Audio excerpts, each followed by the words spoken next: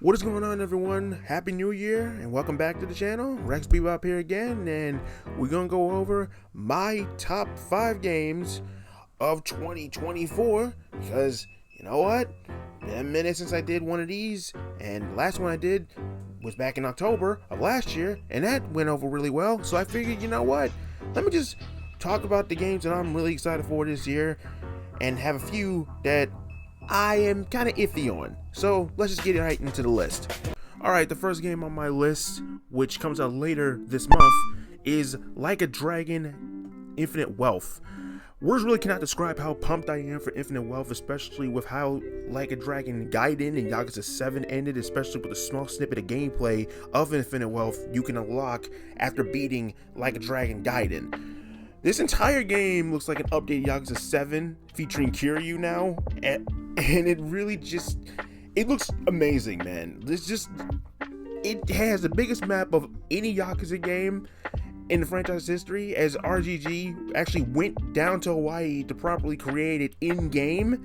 And that's not even mentioning the Don Dalco Island, which is basically a damn Animal Crossing island, which you can basically do Animal Crossing shit in it. I'm like, dude, this looks like one of the biggest RPGs that's gonna come out ever. Like, I'm not even gonna lie. Like, just what I've seen from trailers and what they're going for with this alone, I'm like, RGG, y'all, the infinite, just the amount of playtime that could be with this game is just ridiculous to me. And just from what I'm describing, it's just scratching the surface. Infinite Wealth just looks like an insane time, and I just really cannot wait till this is released later this month. And yeah, I'm just really hyped for this one. I really, really am. My second game that I'm most excited for, which comes out in February, would be Persona 3 Reload. Now, P3 Reload is looking like a complete overhaul of what the OG P3 was back in the day, which for me is absolutely gravy. I don't care. What Atlas has managed to achieve with each snippet of gameplay that I see, each trailer that I see, I'm like, Jesus, this looks absolutely amazing. I get more and more excited for it.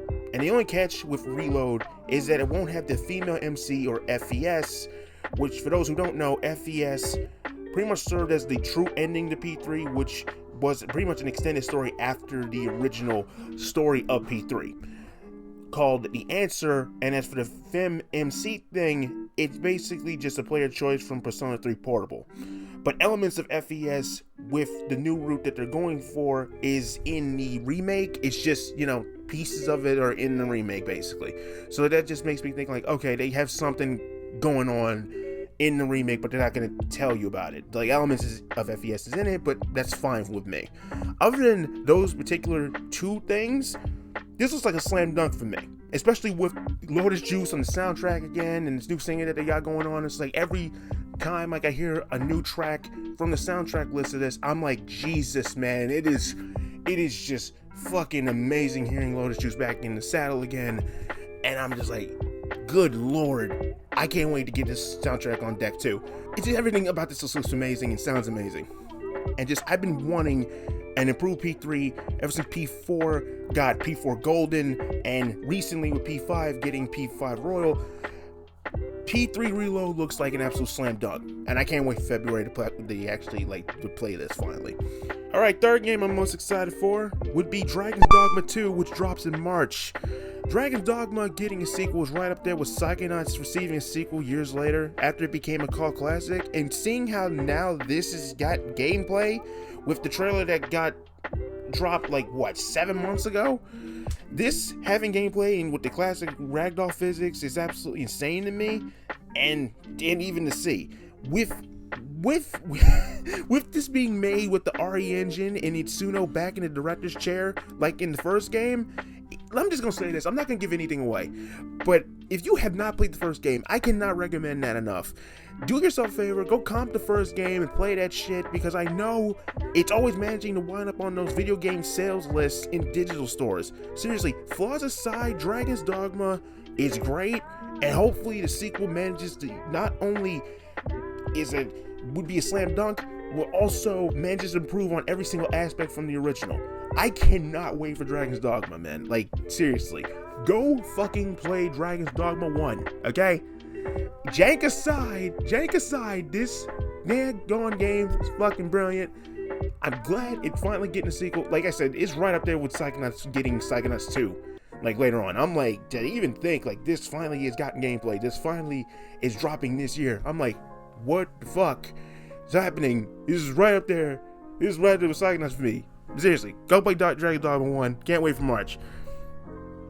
Alright, the fourth game I'm highly excited about would be Final Fantasy VII Rebirth, which drops in February. I really don't think I need to explain myself that much when it comes to Rebirth. I absolutely love what the remake did and introduced me to the overall world of Final Fantasy VII. Like, I knew of Cloud, Tifa, Aerith, Barret, and Sephiroth prior, but I didn't know, like, the grand scope of what the fuck Final Fantasy VII was until I played the remake. Now, Rebirth being a continuation of the events of remake and interlude, with Cloud's group going after Sephiroth and arriving in Calm Village. Meanwhile, Zack is now entering Sector 5 Church in search of Aerith. With the way remake is set up, the next chapter with Rebirth, it's absolutely looking insane from what the trailers have shown us and what they're giving us gameplay wise. Again, this is one I cannot wait for. This is right up there with fucking this is right up there with Infinite Wealth for me. Like, in terms of RPGs, these are the ones I'm gonna go back to mainly. Shit, even like Dragon's Dogma. Like, just what they're offering in the grand scope of this shit. I'm just gonna keep coming back to this over and over. Okay, that's what I'm trying to say here. Now, Rebirth, I don't really need to explain myself. If you played it, the remake, you know. Again, can't wait for this one. I really, really can't. Alright, the fifth game I'm kind of excited about, but I'm kind of like on the fence about, but at the same time I am excited for what I've been shown, is Star Wars Outlaws, which is going to come out sometime later this year. Now, Star Wars Outlaws feels a little strange to put on this list anyway, because I have liked what I've seen from the gameplay trailer, and I've always wanted this Han Solo kind of game.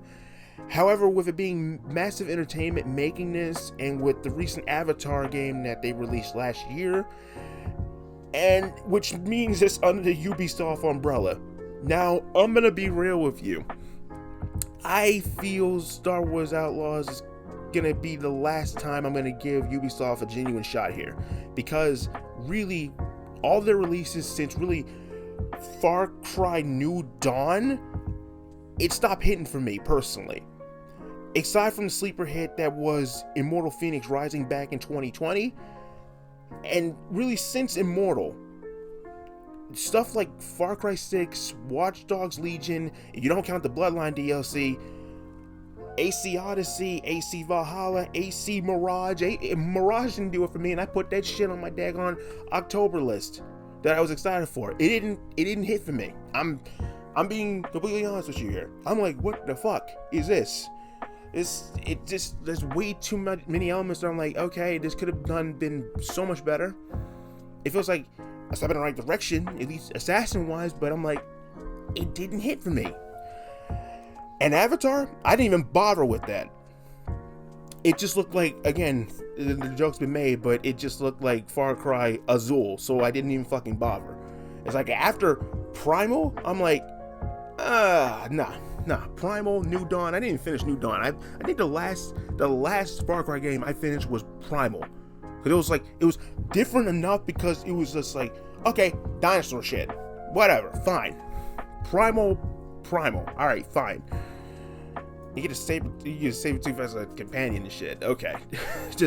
So when it comes to Outlaws, I'm really hoping that for the experience that I saw in the trailer with Kay Vess and Nyx being outlaws and making decisions that shape their journey while attempting to pull off the biggest heists in the Outer Rim during the events of Empire Strikes Back and Return of the Jedi, I just really hope that Outlaws not only sticks to the landing, but also holds my interest and attention all the way up to the credits, because I'm not kidding with you. Like, I have not finished a current Ubisoft game in a long minute. Okay, they're just not doing it for me anymore. Like, it's so by the numbers at this point. That's why I'm kind of like, I really hope it sticks to landing. I genuinely do. And I'm excited for what I've seen. It just really needs to stick to landing. Please be different enough than what I've been given with Ubisoft games is all I'm asking for here. Alright, lightning round, or I like to call the runners up, which kind of are on the list, but actually kind of not with how I'm feeling about them. So let's talk about them. Alright, first one would be Rise of the Ronin, which releases in March. Rise of the Ronin makes the runners up because I am still ultimately on the fence on this one. Way more than I was with Outlaws. This being Team Ninja's first open world game, and it's being in the final years of the Edo period, and it being touted as think of Assassin's Creed meets Ninja Gaiden, I'm just skeptical on how this is gonna go. Now, don't get me wrong, I feel like this is gonna be great, but from what I've seen as of right now, I'm just really skeptical. So it's just gonna be one of those, I'm gonna see how it does first before I put money down on it, if anything else. Like, it looks good, but I ain't willing to shell out that much money for something I'm really that skeptical about. Okay? Like I said, this is way more than Outlaws for me. And I kind of got all my daggone samurai feel after Ghost of Tsushima too. It's like, if I want the actual samurai experience, I'll just play that again. So, yeah. Alright, last runners up, I would have to give it the Prince of Persia, The Lost Crown, which also releases later this month. And oh boy, this game. Okay, full transparency, I did not like the first trailer on this game when it was released, and the idea of having to play someone else in order to save the prince in a Prince of Persia game, even now, months later, still sounds goofy as shit to me. Okay, and it really didn't leave the best first impression, but as more gameplay released, I began to like what I saw. So there's that. And as much as I would like the remake of the first game to hurry the hell up and be made already so I can finally play that, this is the best option for me right now. Also, with this being the first POP game that I'll be playing as in the side-scroller platformer, it brings that back. I feel like Lost Crown will be a good time waster when it goes on sale, because for $50, nah, that's kind of too fucking steep for me. Nah, it's just like, nah. I'll wait till this thing is on discount before I actually, like, drop money on it. But yeah, this did not lead the best first impression when I first saw it, and just like I still am kind of like iffy on the fact that this motherfucker is being captured and I gotta play as someone else to go get him. Your name's in the title, man. What the hell are you doing getting captured? And also, I see like the pre-order bonus is the Warrior Within outfit as the pre-order bonus. I'm like, oh, y'all taunting me, huh? But that was your best one. That was the best one in the franchise. I don't care what anyone says. Seriously, go back and play that, okay? It had the best action, had the best edge. Honestly, had the best darker story. I love Warrior Within. But this, I'm like, honestly, if I had to put something else on the runners-up list, it would probably be like WB 2K24, but we don't have anything about that other than we know it's coming out. So, yeah. It's coming out and that's it. We don't have a trailer or nothing for it. So, yeah, then I am a fucking sheep for these games, and I'm obviously going to get the next one. So, yeah, add that up there too. But again, we have nothing to go on just yet, so, and this is the month of when information is going to start coming out anyway. So, yeah, that's it. So that's my top 2024 games that I'm most excited for, and even some runners-up. Tell me what you are most excited for in the comments. Leave a like and hit the subscribe button. And yeah, I gotta start saying that now, because yeah, I still am trying this YouTube thing. I am still going with the YouTube thing, and I want to try just a little bit harder this year. And yeah, hopefully this blows up, because I'm always shocked when that actually happens. So yeah, I would love to hear you guys' games in the comments about what you're most excited for this year. So yeah, I'm getting out of here. RexBebop signing out. Peace. See you when I see you.